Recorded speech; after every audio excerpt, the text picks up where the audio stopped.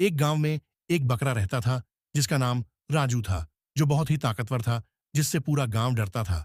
उसका एक भाई था, रमेश। वो पास ही शहर में काम करता था, जो कर्ज से परेशान था और परिवार में बहुत ही समझदार था। और राजू सिर्फ खाता पिता और मौज मस्ती करता।